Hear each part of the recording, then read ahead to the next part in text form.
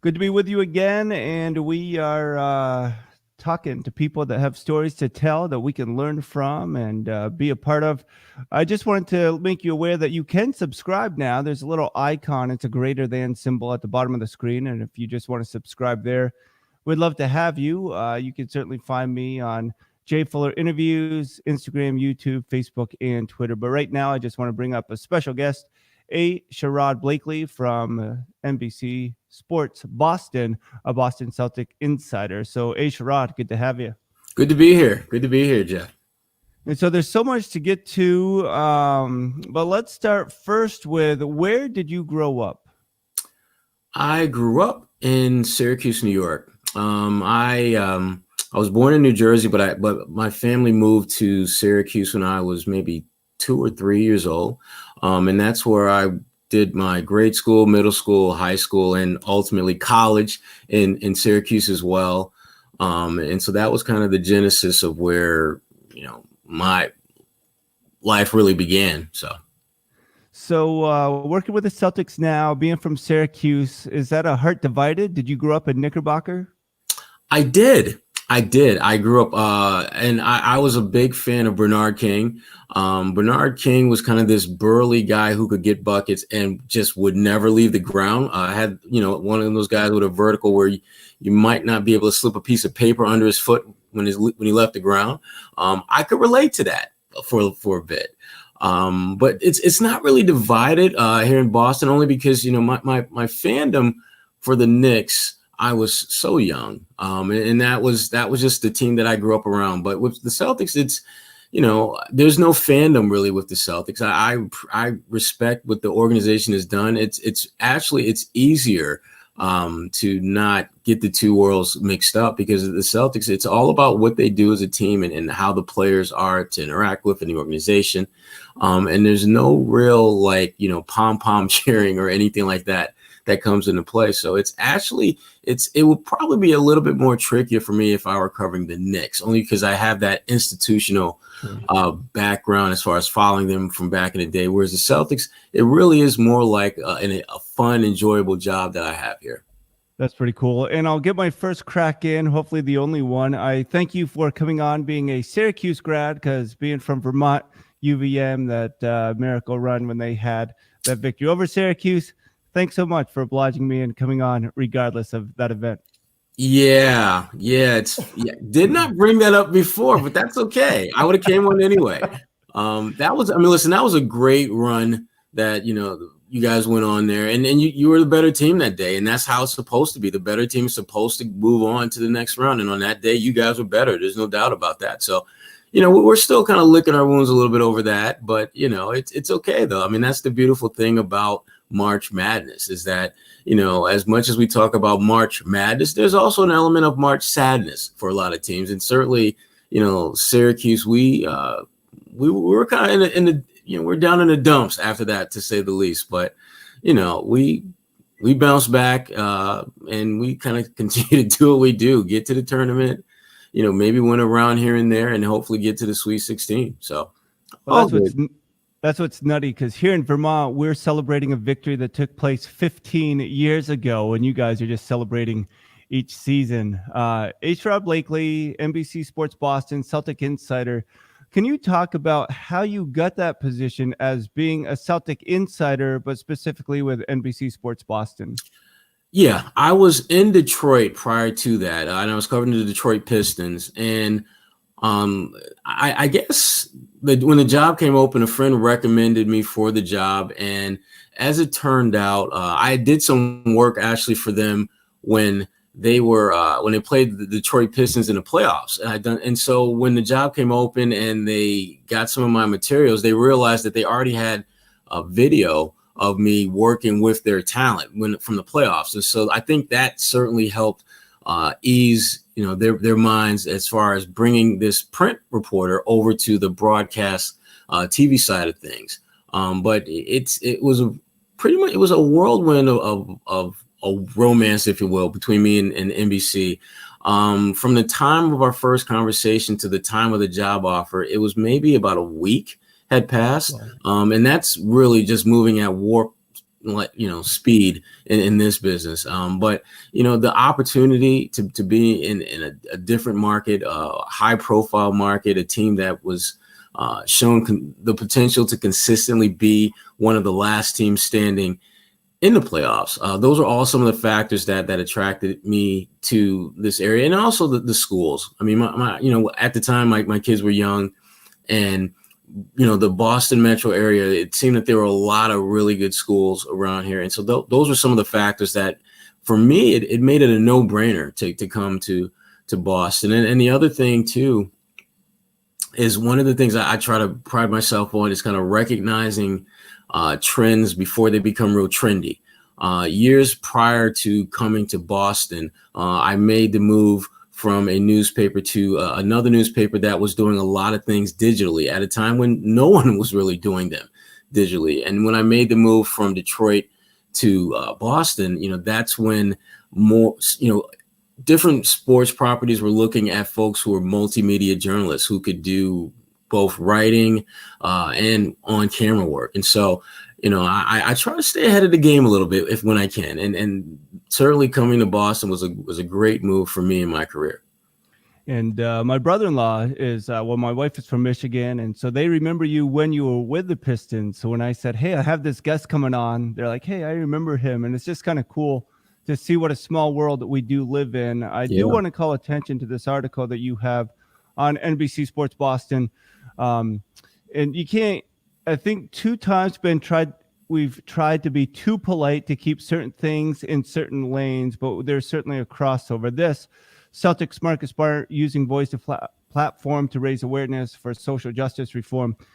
It's a pretty difficult day. The last week especially has been eye-opening for so many, and I imagine for yourself even more so, with a platform, with a microphone, with a voice.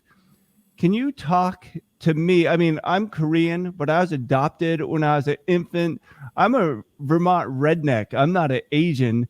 Could you just talk to me how we can approach this discussion with grace, but with force in bringing change to our culture, to our town, and to our country?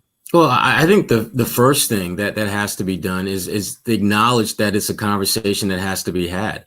When you talk about, what's happening in our country now, there's a lot of attention paid to the protesting and to the riots and to the looting. But all of those things are symptoms of the disease of racism, of police brutality, of institutional racism. And, until we start having conversations about the actual disease of racism, we're never going to cure it. I look at it as if you're focusing on, the symptoms of cancer, but you don't address cancer in itself, you're never going to make the kind of progress that you want to and need to in order to find a remedy or a cure, or to improve, for that matter, just that particular issue in society. And so I think first and foremost, there has to be open and frank discussions. And those conversations, I think it forces a lot of people, particularly white people, to become comfortable with being uncomfortable. I think that's really the major hindrance to us having those frank discussions, is that there are a lot of people who are not comfortable with having those discussions because they are uncomfortable and they are painful, and they are type of discussions that are going to bring about some hurt feelings in some capacity. But the issue that I have is, people of color have learned how to be comfortable with being uncomfortable for a really long time. When you look at some of the meetings that we have to be part of, where there are conversations and discussions that frankly are on topics that we don't feel comfortable talking about, but we find a way to be part of those conversations, to be part of the fabric of, this country, even though there are many things about it that don't necessarily work for us. And so again, I think first and foremost, there has to be this willingness to become comfortable with being uncomfortable and having frank discussions that are absolutely necessary. Because if all we're focusing on is just, the rioting and the looting and the actual protesting, and not getting to the nitty gritty, which is systemic racism and institutional racism, we're never going to solve this. We're never going to make the kind of progress that we have the potential as a society to do. Great, valid points. With this interview, I like to have a conversation, so it's more. I'm not trying to tell you how I feel. It's just hopefully we get to know each other a little bit better.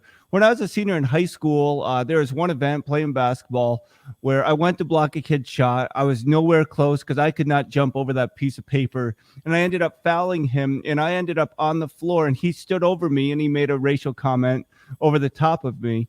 And it was tough. It was difficult, but that's something you experience. Well, the same thing happened to my son, very similar this year as a senior in high school.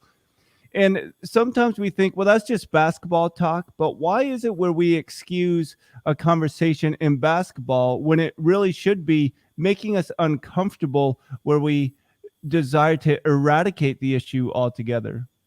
Yeah, that's a really good point. As you have experienced, there are a lot of things that are said in between those lines that if you were to say the same thing outside of those lines, it would be a much bigger deal, it would get much more play, and it would be much more problematic.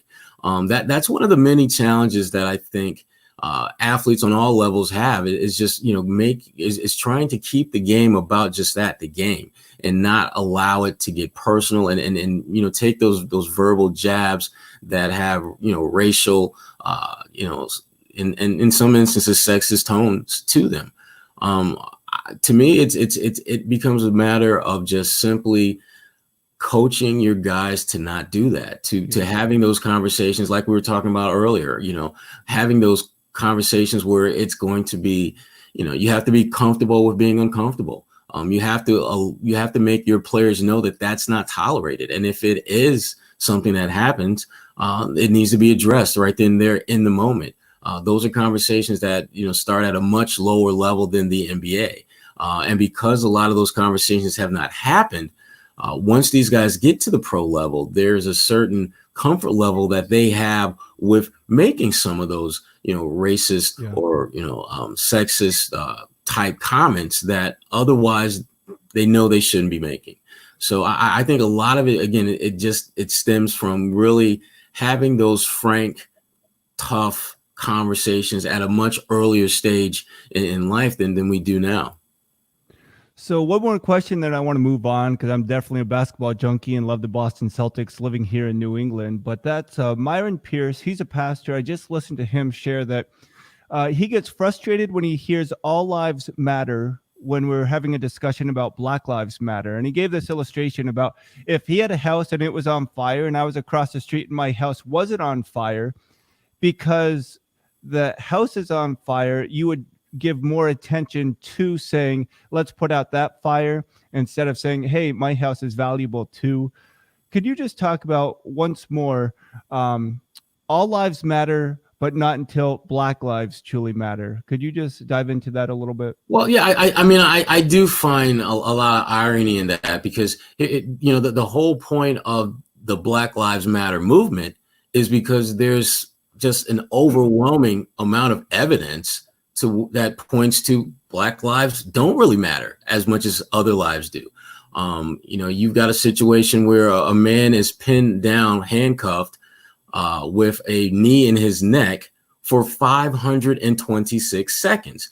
Count from 1 to 526 with 200 or so pounds on your neck and see what's going to happen to you. And yet, not within that same period of time, there was a young man who allegedly killed someone, and he's captured, and he's white, and he's brought in with no harm done to him. So when I hear all lives matter, I cringe, because they're not getting it. The point of Black Lives Matter movement is Black lives have not been given the validation and frankly, the kind of value that other lives have. And so, Myron, he's right. I mean, it's to me, it becomes more of a shell game where, you're trying to draw attention to some of the issues and things that are plaguing this country. And then you want the attention to focus on something else. It goes back to the point I was making earlier about, we have a tendency in our society to focus a lot on the symptoms that ail our country, as opposed to the actual diseases that have ravaged our country. And I'm talking about racism, institutional racism, police brutality, things of that nature. You'll hear, like, for example, when you talk about police brutality, you'll hear the argument that all cops are not bad, which I agree with, and that, you shouldn't just give them this overall blanket belief. And again, why should you do that for them, but that's not done for people of color? Right. When I go to a grocery store and, a 72-year-old white woman clutches her purse, yet there's nothing, yet I've got on sweats, jeans, a hat, like 70 other people in that same store, and she doesn't have that same reaction. The perception is different. So again, I go back to that, we as a society need to get away from focusing so much on the symptoms that plague our country and get down to those hard, painful conversations about what really is at the root of our problems. And we just don't do enough of that. I do think, and I wonder if you would agree, that there's something just about sports, that sports just kind of brings us back. Certainly after 9/11, it did. And there's something, here's a picture. I think that's Mike Reese in the background. Yeah. He's not real big, is he? But no. Good guy. But, he's a giant in the business. Physically, not so much, but in the business, he's a big one. Can you talk about how important is it for people to understand that when you're playing sports, you just want to win most of the time, and it's not about who's your teammate or who you're playing against. It's just the opposite team. How important is it that we look more to sports and see how people get along and pursue a common goal? Well, sports has been the great unifier on many respects. I mean, you can have people from all walks of life, all political affiliations, and sports has a way of just bringing them together for a period of time where all the other stuff just doesn't matter. And you would hope that we, in many respects, could reflect that within our society, that, it's just a matter of coming together and just not letting all that other stuff get in the way. But sports, there's a lot of lessons to be learned in sports in terms of team building, in terms of working with people that are very different than you, have different interests, have different tastes. And yet you have one collective goal in mind, and that is to be as successful a unit as you possibly can be. Sports has been a part of my life since I was maybe 4 or 5 years old. And the thing I've always loved about sports is the team dynamic. I've loved, when I've been on teams where I've been the captain and I had to be a leader on those teams. I've loved when I've coached and just really galvanizing my players to fight and push for one goal and one goal only. That's in many ways, that's the way it should be in life. We should be able to work cohesively together as long as we, have one goal in mind. But that's where the problem starts. We have lots of different agendas, and you see that with some NBA teams where players have their own agenda that's a little bit off center from what the team's goals are. And typically those teams struggle. I don't think it's a coincidence that teams who not only talk the talk of trying to win, but actually walk it more times than not do just that. It's a great example of what we see in sports, and it should be an example that we try to set forth in our own personal and professional lives as well. Hey, so talking about Boston specifically, I think it was 2 years ago, maybe, I read an article and it said Boston is still a Red Sox town, and the other sports follow that, whether it's the Patriots who are outside of Boston, then obviously the Bruins and the Celtics. What type of, in the Revolution, I guess, if you want to throw in soccer, what type of relationship do you have with the other professional franchises? And is there a camaraderie, or are you just focused so much on the NBA that you kind of stay in your own lane, for lack of a better term?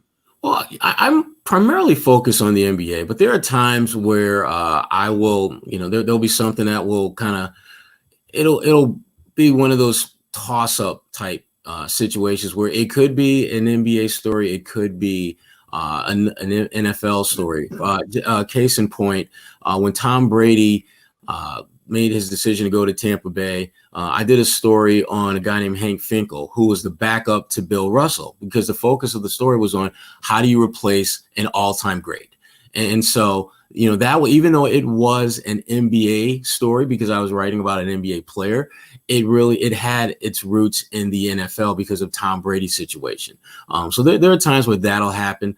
But for the most part, I try to focus and stay with the NBA because, the NBA it's a handful. I don't have to necessarily go out and try to kind of fill my plate, if you will, with other stuff. But certainly I do enjoy, from time to time, those crossover type pieces that have appeal in both the NBA and other sports as well. So Sherrod, NBC Sports Boston, making some time. And what sports did you grow up playing, and who are the biggest mentors in your life? Was it a relative, a coach, teacher? I grew up playing football, baseball, and I did track near the end, and a little bit of lacrosse, but football and baseball were kind of my two big sports. And as far as, mentors, I've got, academic mentors, athletic mentors, first and foremost, my parents. My dad was my first real mentor. My mom, has been there, forever and a day, being a leader, being a mentor to me. As far as like athletic figures, some of the guys I played with in high school, I looked up to, but really, I didn't really have that one person that I leaned on. I kind of took bits and pieces from a lot of different people that helped kind of form my own perspective and judgment on situations and just opportunities to better myself and put myself in as best a position as I can. My big thing growing up was going to college and going to college for free. That was my focus. And so that's why, in sports and in academics, I really, push myself to be the best version of myself every day. And I was fortunate to wind up going to Syracuse University on a full academic scholarship, which was great for me and my career. And those, again, I think for me, there really wasn't one person. I mean, you hear that saying about it takes a village to raise a child. I'm living proof that is indeed the case, because there's so many people who gave their time, their talents, and in some instances, their treasures invested in me so that I could just be, again, the best version of myself. And those people, they know who they are. I've reached out to them many times back then, and I still do today in some instances. So I didn't really have like one or two go-to mentors other than my mom and dad. How many siblings do you have? Two sisters, one older, one younger. Okay. So good. Hey, so I want to transition this to the Boston Celtics. This is an old picture. This is Terry Rozier in the background and some of the old guys. But Brad Stevens coming in, were you a fan of that hire? And what does he need to do, in your opinion, to get over that seeming hump? Well, the only thing Brad has left to do at this point is get a championship. And it's a lot easier said than done, particularly when you are looking at some of the super teams that are popping up throughout the NBA landscape. When he was hired, I thought it was an interesting hire because just some of the other candidates that were, out there at that time, they just weren't really moving the needle for me. And I think for a lot of people, and certainly not for the Celtics. Brad gave them a chance to kind of have a fresh start, a different kind of lens, if you will, on the NBA game. And when you talk about this league, back then it was clear that the league was getting younger and younger and younger. And to have someone who has had success with young men, the way Brad Stevens had at Butler, it certainly gave you hope and promise that he could perform have similar results in the NBA. I mean, he took a mid-major like Butler and got him to the national championship game twice. Which proves beyond a shadow of a doubt that it wasn't just a one-year fluke. This guy can coach.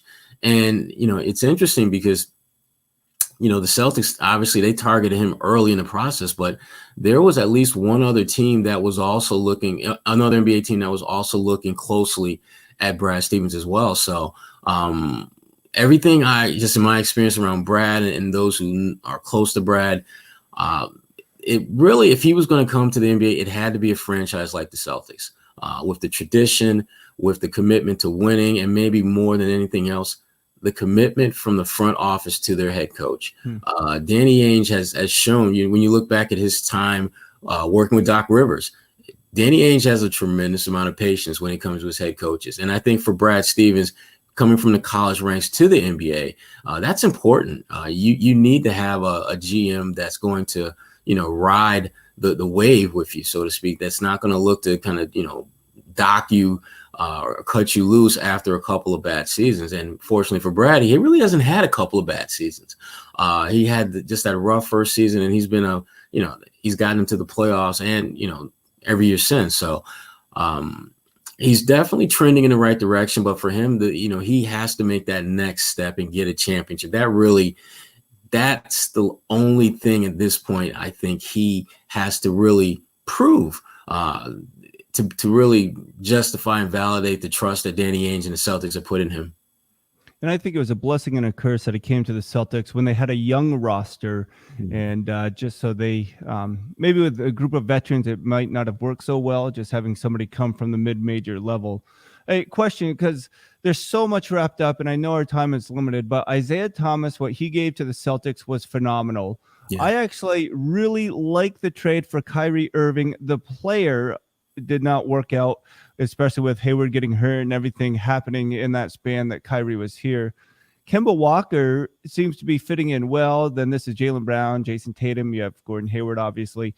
But if you could keep this young nucleus together, I think they really can move on. But how do you do that with so much money and people just jockeying for position? So first of all, Isaiah Thomas, what did he mean for the Celtics? Kyrie, your thoughts? And then keeping this current group of Celtics together, how important is that for that championship that Brad Stevens is looking for? Well, I mean, first off, with Isaiah Thomas, who's someone that I've kept in touch with since he left, we talk and text and do all that stuff, fairly regular basis. Frankly, he put the Celtics on the map. And by that, I simply mean, after the KG Paul Pierce era was over, the Celtics became just another team. Isaiah Thomas brought them back to life. They became a team that people wanted to see. They became a team that was fun and played hard and had this little guy that could. It was just an amazing run. It's hard to believe that it was only a couple years that he was here. It seemed like he was here for so much longer than that. So absolutely. I mean, I thought he really was the one that elevated this franchise to where it is now seen under Brad Stevens. And that's one of the franchise that is on the rise. That being said, an opportunity to acquire a talent like Kyrie Irving, I just don't think if you're the Boston Celtics, you could possibly pass on that, particularly with him having, a couple of years on his contract, which that gave you an opportunity to basically have a 1-year trial run and then a 1 year where he was basically in a contract year. So it was a much needed calculated gamble because, again, like I mentioned earlier, Isaiah Thomas elevated them to where they were more than just another team in the NBA. Kyrie, his arrival brought about expectations that this team could be in the NBA Finals. So it was obviously disappointing with how it ended, but understandable where it just didn't fit in. And he's not I don't think he's a bad guy. I don't think anything like that. I just think that he was a bad fit for this team.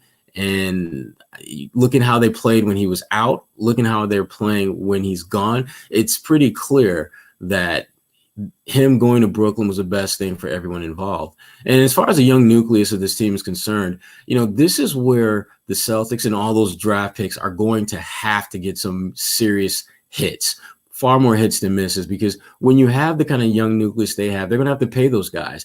And the way the salary cap works, you're going to need young, i.e. cheap talent in order to be a title contender. And so they've got to best utilize those draft picks, get players in here on their rookie deals for 3 or 4 years to help extend the window in which this young group can not just get better, but get closer to title contention. Because I do think they have a roster that if they're able to keep their core group intact for the next few years, I think they will be prominently seen as a title contender. Hey, so with Isaiah Thomas, is there a chance of him coming back to Boston? In theory, yes, but realistically, not going to happen. Yeah.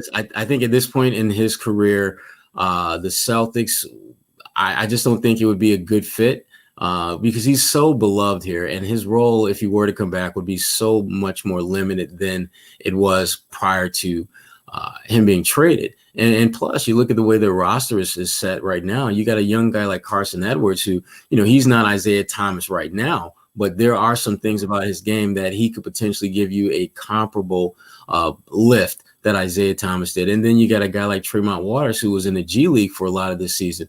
He's a guy that I really think is going to be a good NBA player. With him, it's just a matter of opportunity, which I think he'll get next year. And so when you look at those two young guys in particular, and not to mention Kemba Walker, there just doesn't seem to be room for Isaiah Thomas with this group going forward. Yeah, the Celtics working out now. They will start working out within the next day or so. That's the plan. I believe it's either today or Tuesday that they can begin to have individual workouts at the practice facility, which is a great first step towards getting back on the floor, getting guys just becoming more comfortable. And the big thing is just getting in routine. Getting back to the routine of playing basketball is something that these guys haven't done for a couple of months. So yeah, I'm looking forward to those guys, getting back out at it, and hopefully we'll see some NBA basketball soon.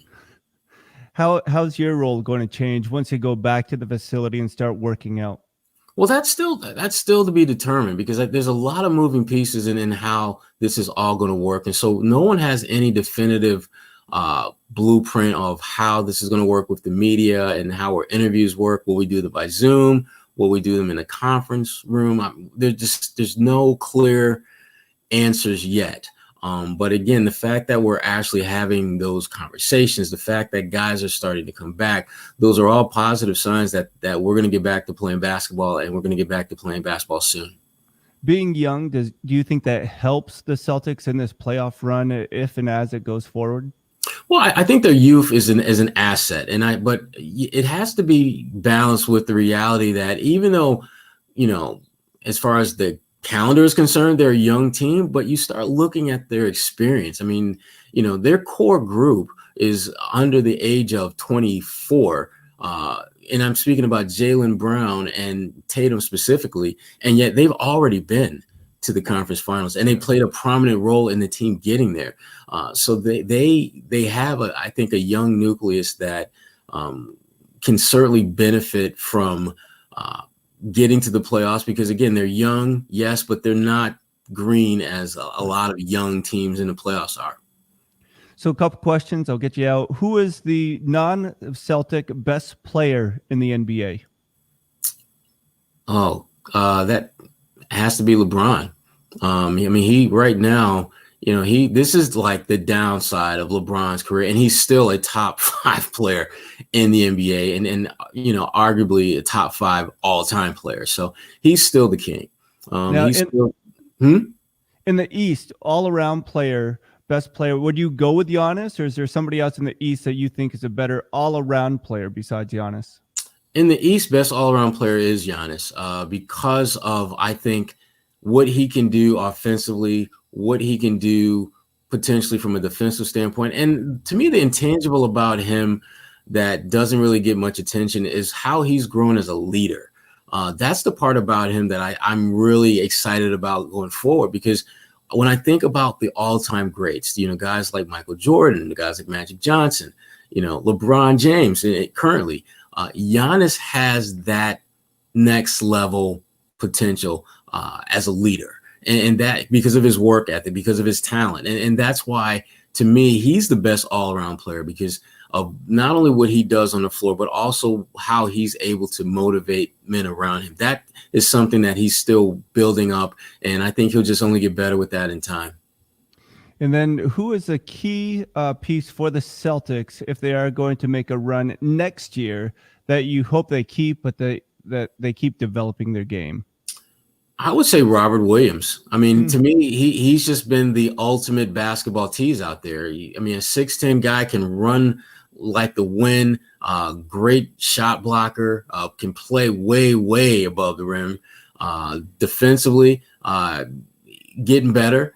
But to me, if he's able to play at his potential max level, the Celtics are really good, because now all of a sudden you've got a non-all-star who in the middle, who can give you good quality play against a Joel Embiid, who can give you the rim protection that you need when you're playing a smaller team with lots of really good guard play. I think his growth and development is huge for not only his own personal growth, but also for the team's growth and improvement as well. And then the final question I'll get you out on, your thoughts about the beef between Isaiah Thomas and Michael Jordan that continues. Love it. Love it. As someone who, spent a lot of time in the Midwest, I know how, that back and forth between those guys, it's real. It's not fabricated for the cameras. And so to me, the thing that I appreciate most about their beef is that the beef is there, but there's also mutual respect. I mean, you don't hear them really bad mouthing one another to the point where it feels as though they think less of them as a player. Sure. Although, Isaiah, some of the things Isaiah Thomas says kind of bring that into question, but I think there's a mutual respect between them, and there's a clear mutual angst that exists. And I just think it's good for basketball. It makes for great theater, gives us something to talk about during a time when there's not a whole lot to talk about basketball wise. So I am all about that Michael Jordan, Isaiah Thomas beef. Absolutely. Definitely during this time. Sherrod Blakely, NBC Sports Boston, Boston Celtics insider. Thank you so much for spending some time, making some time. And let's go Celtics. Let's get some live sports on TV, and let's get these Celtics on a deep playoff run. Hey, thanks again. No problem. Thank you. And again, Sherrod Blakely makes some time. Once more, you can subscribe to this YouTube channel. There's a spot in the bottom corner to do that. I believe it's a greater than symbol that you can just click on and subscribe there. Jay Fuller Interviews is where you can find me, and more interviews as we have Pat Williams coming up next, former GM of the Orlando Magic. Should be a lot of fun, talking a lot of East Coast basketball today. We'll talk to you guys again soon. Thank you so much, and we're out.